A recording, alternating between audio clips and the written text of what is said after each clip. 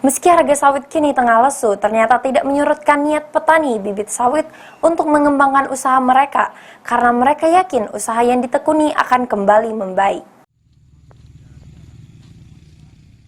Meski harga sawit tengah lesu, ternyata tidak menyurutkan niat petani bibit sawit untuk mengembangkan usaha mereka. Petani bibit sawit optimis harga sawit akan kembali membaik.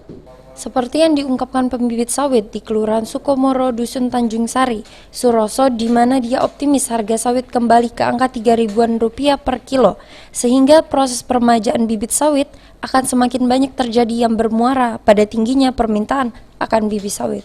Diakui Suroso jika dia baru menjalani usaha bibit sawit bertepatan dengan tidak stabilnya harga sawit dan tidak akan mundur lalu menghentikan usahanya.